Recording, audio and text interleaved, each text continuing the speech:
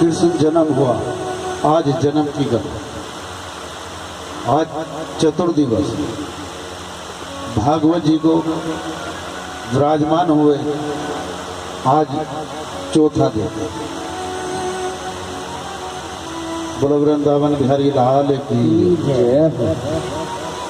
कन्हैया जी का जन्म भद्रा मास में कृष्ण पक्ष अष्टमी तिथि रोहिणी नक्षत्र रात्रि के 12 बजे हुआ था।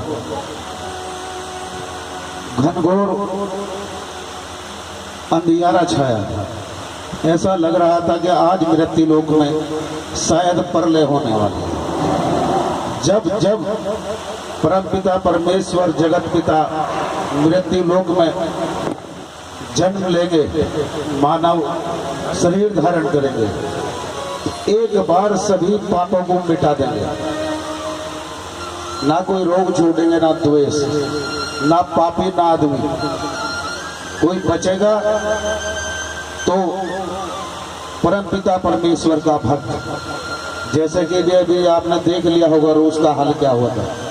रूस यूक्रेन युद्ध, रोज देख देख के आदमी की बुद्धि भी काम नहीं कर रही थी कि जहाँ इतने बम गिर रहे हों, सब कुछ तहस नहस हो गया हो, शायद इस देश में कोई बचेगा क्या। लेकिन जहाँ परमपिता परमेश्वर के भक्त हों, वहाँ ये बम कुछ नहीं होते, कोई फर्क नहीं पड़ता। भगवान उनकी सब रक्षा करते हैं। जितने भक्त थे वो तो आज भी वहाँ यूक्रेन में ठहरे हैं और जीवित है। रूस का भी यही हाल है। अभी आप टीवी देखते होंगे, समाचार देखते हैं। एक विनती है आपसे, परमपिता परमेश्वर के यहाँ ये आध्यात्मिक ज्ञान से बताना, जो अनुभव किया उस अनुभव के अनुसार बता। उमा कहाऊं अनुभव अपना, हरि ही जगत है और बाकी सब सपना। आप ही हरि हो, मेरे प्रिय आप ही हो। आपके बिना, ये परमपिता परमेश्वर बोल रहे हैं, आपके बिना मैं कुछ नहीं और मेरे बिना आप भी कुछ नहीं है। एक दूसरे के पूरा। ज्ञानी मानी वहां एक हो नहीं। साथ में क्या कह दिया? ज्ञानी मानी यहाँ एक हो नहीं। मेरे मार्ग पर चलने वाला अगर ज्ञानी है तो उसे ज्ञान का अभिमान होगा, मुझे प्राप्त नहीं कर सकता। समर्पण, जिस व्यक्ति का परमपिता परमेश्वर के चरणों में समर्पण होगा, वही मेरे गोविंद को प्राप्त कर सकता है। और प्राप्ति आम प्राणी के हिसाब से तो शायद नहीं बता रहे हम, संसार के हिसाब से, जैसे संसारी प्राणी हैं, लेकिन अध्यात्म के हिसाब से जो अनुभव किया। ज्ञानी में कभी ना कभी अहंकार होगा। मैं पढ़ा लिखा हूं, कोई भी ग्रंथ ऐसा सिद्ध नहीं कर सकता कि जो आपने 20 साल पहले ग्रंथ खरीदा हो वो आज 20 साल बाद खरीद लो, आपको घटा हुआ मिलेगा। या बहुत सी जगह ऐसा होगा कि बढ़ा मिलेगा। फिर द्वंद काहे पे करोगे कि आपने महाराज जी बताया था 49 योजन 49 कोस और यहाँ निकला 61 कोस। दोनों को मिला के अगर चेक करोगे तो उसका रेशो क्या निकलेगा कि यहाँ ज्ञानी की आवश्यकता नहीं है। भगवान बोलते हैं तुम अपने अंदर परमपिता परमेश्वर का स्वरूप धारण करो, उनसे प्रेम करो और भक्ति भाव से पूजा करो। सभी के घर में आज भी कन्हैया जी जन्मेंगे, सभी के यहाँ उत्सव मनेगा। हम ही नहीं चाह पाते, हमें कहीं ना कहीं हमारा अहंकार रोके हुए है कि आप ये नहीं बता पा रहे। आप अरे तुम पूछना क्या जा रहे मेरे बाबू, मेरे बच्चों, कथा समापन होने दो। जिस दिन भंडारा होगा, जिसके मन में जो सवाल हो, गोविंद की कृपा से बोल रहे हैं, व्यासपीठ से नहीं हटेंगे, यही बैठ के एक दिन और भजन करेंगे और सब सवालों के जवाब भी देंगे। जवाब देने वाला भी वो होगा, शरीर ये होगा। आपको लगता होगा महाराज जी की आवाज इतनी तगड़ी है, ऐसा महसूस होता होगा, लेकिन महाराज जी से यहाँ से उतरने के अगर बाद में बात करोगे तो आपको पता चल जाएगा कि महाराज जी के एक बच्चे से भी हल्की आवाज है। यहाँ ऐसा क्या हो रहा है? यहाँ सब कुछ कारण और करना मेरे गोविंद का है, मेरे हाथ कुछ नहीं है। जब तक उनकी कृपा है तो आप हम सब एक साथ भगवान का गुणगान और चर्चा भी कर सकते हैं। जहां कृपा हटी तो दुर्घटना घटी, फिर हम सब एक से। बोलो वृंदावन बिहारी लाल की जय। इस वहम में कभी मत रहना कि हो सकता है महाराज जी की जेब में भगवान जी हो, नहीं। ये भी मत सोचना कि हो सकता है महाराज जी हमारे से ज्यादा उपासना कर रहे हो। तुम कर सकते हो, दिमाग दौड़ाना बंद कर दो। बस फर्क इतना है कि ये सोचना बंद कर दो महाराज जी क्या कर रहे हैं, महाराज जी क्या नहीं कर रहे हैं, हम क्या कर रहे हैं। खुद को चेक करना शुरू कर दो, देखना शुरू कर दो कि हमने सुबह भजन किया, नहीं किया, पूजा पाठ की, नहीं की, क्यों नहीं की। ऐसा महाराज जी के पास कौन सा तंत्र यंत्र आ गया कि जो भगवान ने इतनी कृपा कर दी उनके ऊपर। वहां ऐसा क्या हुआ? बस ये साधु महाराज एक बात जानता है, दूसरी नहीं जानता। पढ़ाई लिखाई सब कुछ करके देखा, हर ज्ञान इस लोक में भाग भाग दौड़ दौड़ के देखा, प्रयत्न किया, आखिर अंत ये मिला कि जहां तुम दौड़ रहे हो महाराज जी वो मार्ग आपके लिए नहीं है। आप अपना दंडवत प्रणाम कर दो, खुद को समर्पण कर दो। ज्ञानी भी मैं हूं और सभी कुछ तो मैं हूं। भगवान ने तब कृपा की।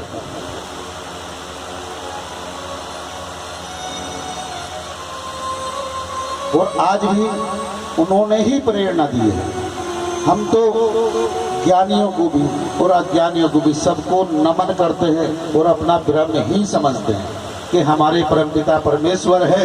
शायद हम कहीं भटक गए होंगे तो आज हमें याद दिला रहे ये प्यारे। कभी कभी संसार में ऐसे व्यक्ति भी मिलेंगे कि आपसे इस लोक सुनना पसंद करेंगे, ऐसा भी हो सकता है, तू ध्यान रख। तो हम तो उन्हें भी ब्रह्म समझ रहे हैं कि हमारे परमपिता परमेश्वर प्रकट हुए और हमें आदेशित करके गए। सत्य भी ब्रह्म है और प्राण भी ब्रह्म है, सभी कुछ तो वो है। एक अगर आम के वृक्ष की आप जड़ काट दो तो आम कहाँ लगेंगे, या कोई डाल बचेगी? कोई बचेगी? एक फल नहीं दे सकता अगर जड़ मजबूत नहीं है। और जड़ चेतन कौन है? मेरा ब्रह्म परमपिता परमेश्वर गोविंद श्री कृष्ण भगवान, मोहर मुकुट बंसी वाले, वो ही सत्य है, बाकी सब असत्य है। ये शरीर भी मिथ्या है, जिसे आप प्राण समझ रहे हो वो प्राण भी दिए हुए गोविंद के हैं। जो आपकी उंगलियां चल रही हैं, नेत्र चल रहे हैं, बाल हिल रहे हैं, अगर उनकी कृपा ना हो तो क्या हमारे पास कुछ होगा? सब खत्म, तहस नहस होगा। अंत समय जब प्राण निकले और सरसैया पे आदमी विराजमान हो लेटता है, अंत समय, तब उस मुर्दे को देख के ही समझ लिया करो कि आज ब्रह्म छोड़ने से चला गया तो इसके अंदर कोई शक्ति नहीं बची, कोई क्रिया नहीं कर सकता है। सारे तत्व यहीं के यहीं रखे रहेंगे। पंच तत्वों से शरीर बना है, बार बार बोलते भी हैं। यही प्राण और यही वायु है, सभी कुछ बेटा ये है। ब्रह्म से अलग हटके कुछ नहीं है। जड़ चेतन जो है, जड़ का ध्यान रखो, टहनियों का नहीं।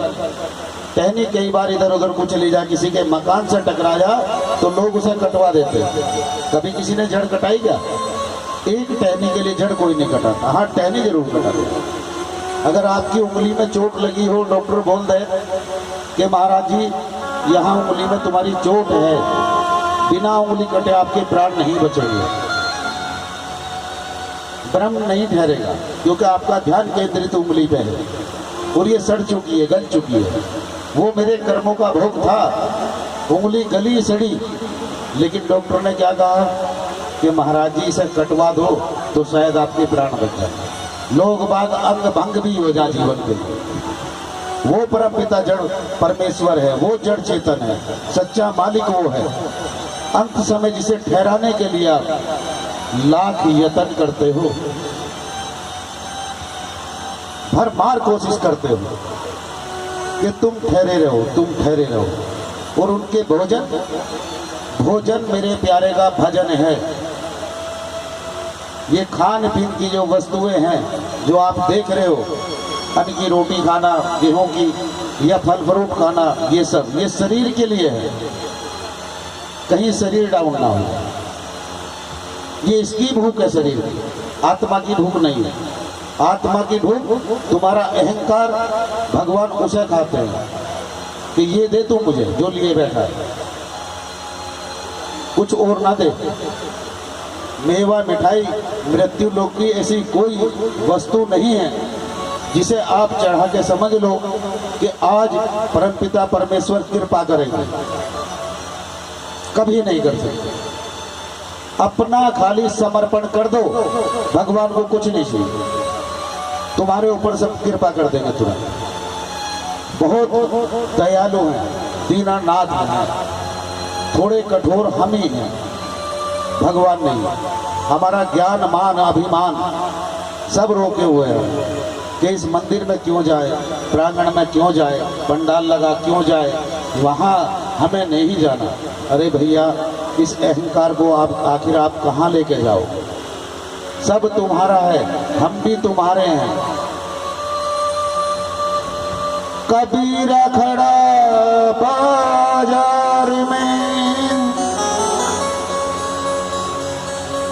मांगे सबकी है, ना काहू से दोस्ती और ना काहू से बैर। कबीरा खड़ा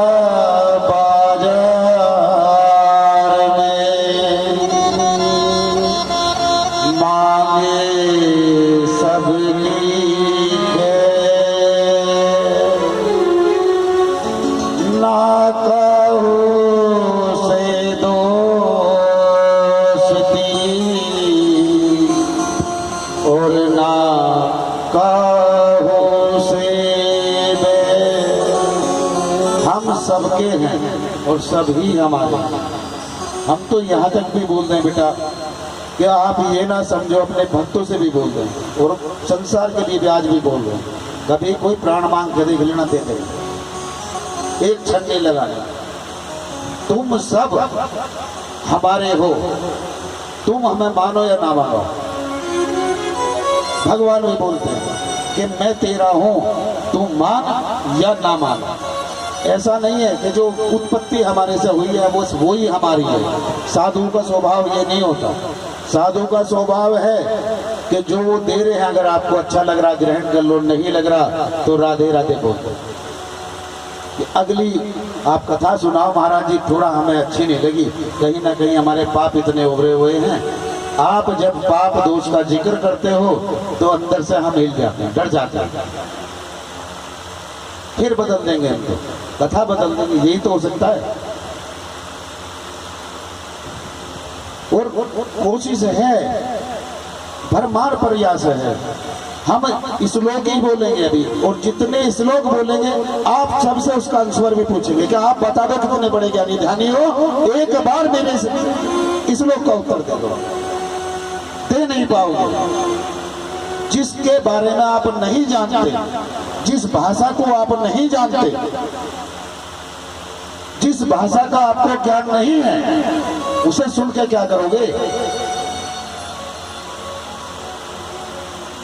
जो सुनना और समझने की चीज है वो लो, जिसे आप सुन भी सकते हो, समझ भी सकते हो। आज महाराज जी ने क्या बोला, क्या नहीं बोला, हम उसी सरल भाषा में आपको समझाने का प्रयास कर रहे हैं। और बार बार यही बोल रहे हैं कि जड़ चेतन और सत्य सब मेरा प्रभु है, और अगर असत्य है तो हम हैं। भगवान सत्य है, सत्य ही है भगवान। बोलो वृंदावन बिहारी लाल की जय हो।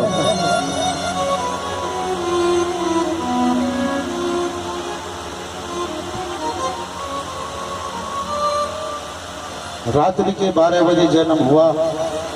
जन्म जब कन्हैया जी का हुआ तो आंधी तूफान घनघोर घटाएं बादल गरज रहे थे, बिजलियां तड़तड़ा के जमीन पर गिर रही थी। सबको लगा कि आज बड़ी भयंकर अंधियारी रात है, शायद अनर्थ होने वाला है।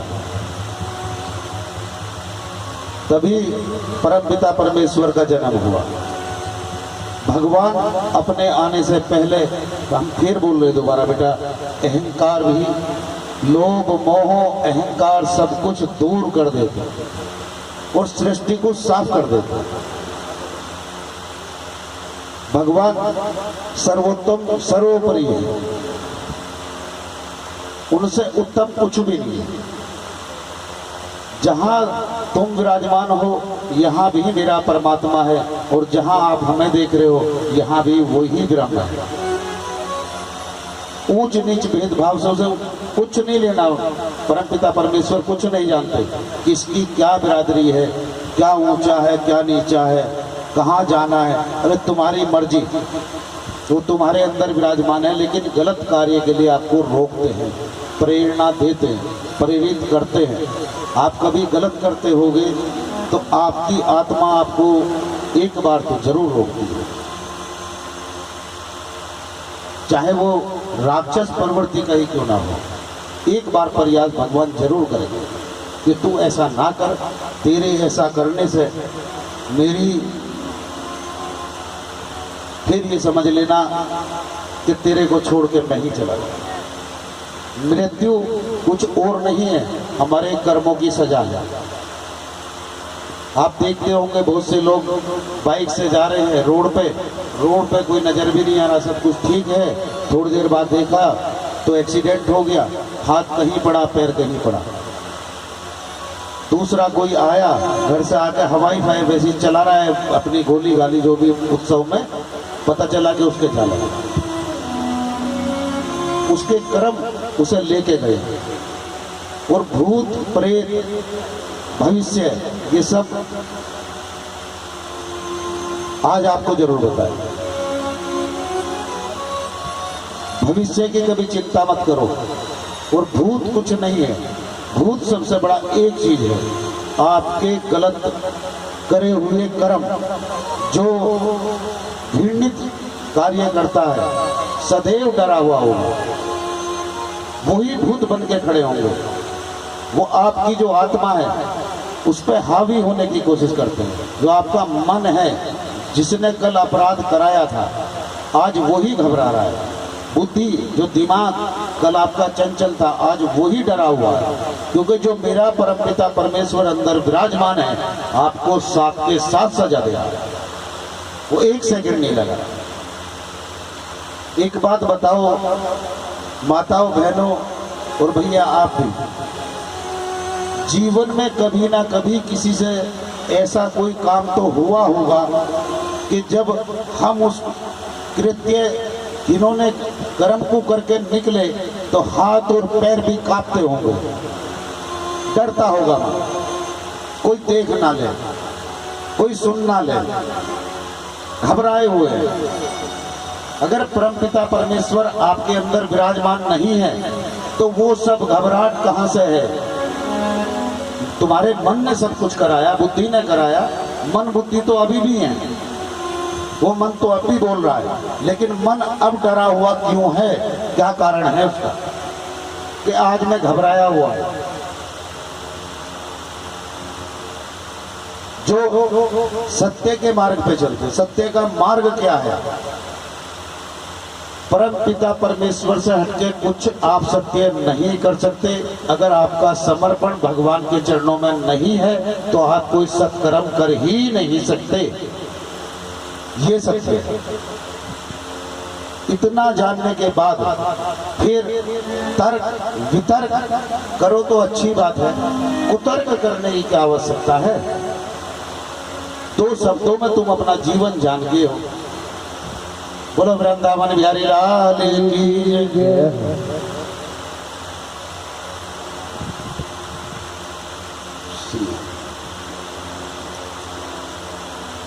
श्रीमन नारायण नारायण हरि हरि, श्रीमन नारायण नारायण हरि हरि, श्रीमन नारायण नारायण हरि हरि, श्रीमन नारायण नारायण हरि हरि, श्रीमन नारायण नारायण हरि हरि, भजमन नारायण नारायण हरि हरि, भजमन नारायण नारायण हरि हरि।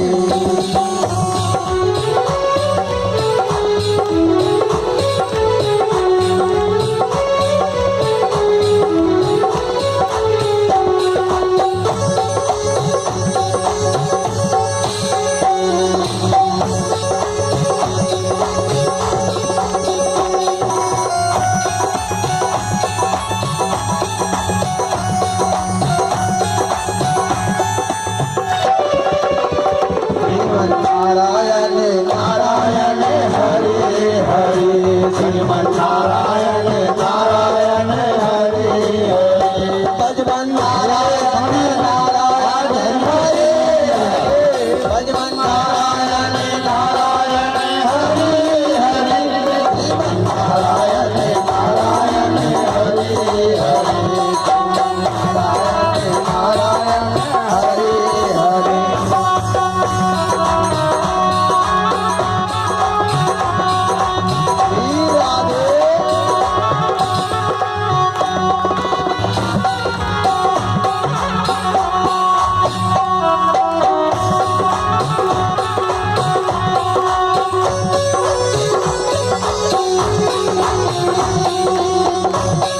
सभी अंतर्मुखी होकर परमपिता परमेश्वर में अपना मन लगा दो।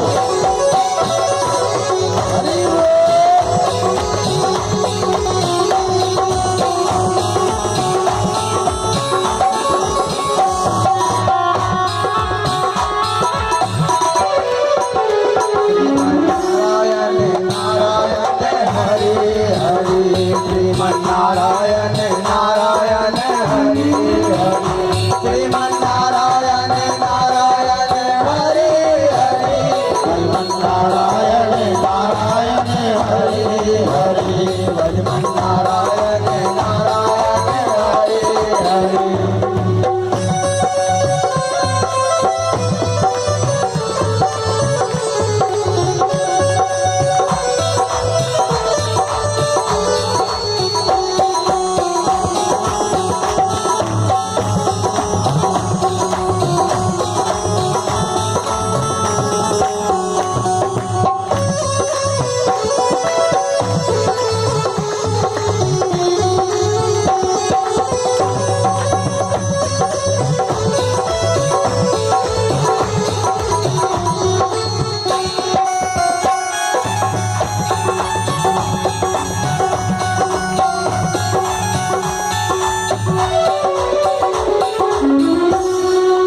बोलो वृंदावन बिहारी लाल की जय। वासुदेव जी यदुवंशी सूरवीर तथा महर्षि के पुत्र थे, कृष्ण के पिता। कुंती और सुबह के भाई और मथुरा के राजा उग्रसेन के मंत्री थे।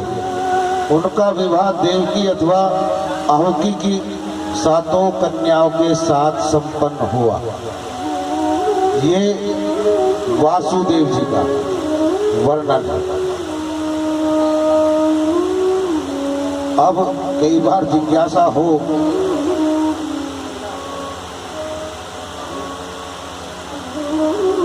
कि महाराज जी हम वासुदेव का कुल की चर्चा नहीं सुनी।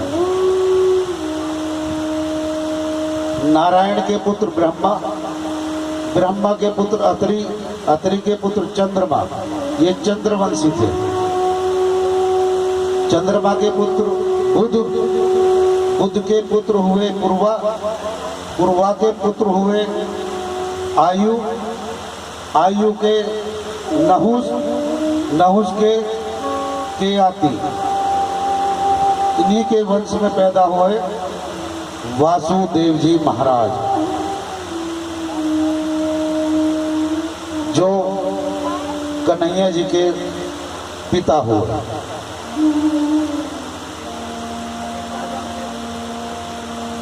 माता देवकी, कल प्रसंग में आपको बताया था कि कंस की बहन थी, कंस के चाचा की लड़की। आज भी एक बात फिर दोबारा बोल देंगे कि बहनें जितनी उस समय डरी हुई थी, आज उससे भी ज्यादा भयभीत है।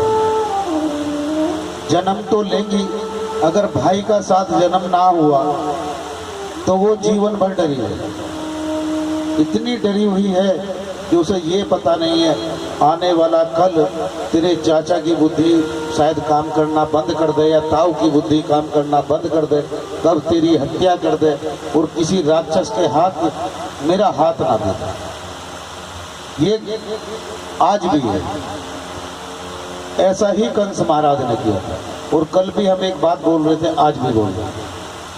आज तक आपने कभी ये नहीं सुना होगा कि जब बहन की शादी की, शादी के बाद उनका सगा भाई या चाचा का लड़का, जो नाते में भाई लगता हो, अपनी बहन की विदाई के लिए ससुराल तक छोड़ने गया हो। तो यहाँ कंस महाराज के अगर मन में लालच नहीं था, पाप नहीं था, उन्हें ड्राइविंग की क्या आवश्यकता थी कि तुम्हारा रथ मैं चलाऊंगा। अरे जिसकी बहन की, जिससे तुम प्रेम करते हो, वो बहन अगर आपसे दूर जा रही है तो आपका तो मन भी और नेत्र भी, बुद्धि भी सब साथ छोड़ देंगे कुछ समय के लिए। इतना रुदन करोगे, इतना रोगे, इतना तड़पोगे, विलाप करोगे कि आज मेरा हृदय निकल के जा रहा है। जो पिता अपनी पुत्री की शादी कर रहा हो, कभी उसकी हालत देखी आपने? उस समय उस पिता का दोबारा जन्म होता है। कई बार आपने सुना होगा, फला आदमी ने अपनी लड़की की शादी की और पता चला कि हार्ट अटैक हो गया। सुना है? बहुत शादियों में ऐसा हुआ। अरे अगर उसे दुख नहीं है, कोई परेशानी नहीं है, फिर हार्ट अटैक क्यों? क्योंकि वो उस समय समझता है पिता और पुत्री का आपस में प्रेम अधिक होता है, माता और पुत्र का होता है। ये प्रकृति का नियम है, ये आपका और हमारा बनाया हुआ है। जब पुत्री की विदाई कर रहा हो या भाई बहन की विदाई कर रहा हो, हमारी बहन की भी शादी हुई, जब शादी हुई तो हम जो कुर्सियां लगी रहे साइड में ऊपर नीचे, उन कुर्सियों के बीच में अंदर घुस गए और 3-4 घंटे तक रोए। कोई हमें देख ना ले, कोई हमें देख ना ले। ऐसा लगा कि आज हमारे प्राण चले गए। ये वहाँ सुरक्षित भी होंगे या नहीं होंगे, ये कैसे हैं जो लेके जा रहे हैं, क्या व्यवहार करेंगे आज इसके बाद में इनके साथ में? कहीं इन्हें कोई कष्ट तो नहीं होगा? और यहाँ तुम उत्साह मना रहे हो, खुद छोड़ने जा रहे हो। बोलो वृंदावन बिहारी लाल की जय। ये पापी की सबसे बड़ी पहचान है। जिसके मन में छल होगा वो एक बार दिखाई जरूर देगा। अगर आप देखना चाहोगे तो दिखेगा, नजरअंदाज करोगे तो कुछ नहीं दिखेगा। आपके सामने भी अगर कोई चीज रखी हो, कई बार ऐसा धोखा लग जा कि ये चीज मैंने यहाँ रखी थी और आप दिखाई नहीं दी, जबकि आप चेक करके आए हो, 2-3 बार गए हो, आपको नजर नहीं आ रही, और जैसे ही आप थोड़ी देर बाद गए हो, वही सामान जहाँ आपने रखा था वहीं रखा मिल गया। होता है ना ऐसा? तो वो क्या है? हमारी नजर का, हमारी मति का भ्रम ही है ना कि सामने रखी है, मैंने नहीं जरा। और जब हम गए 3-4 बार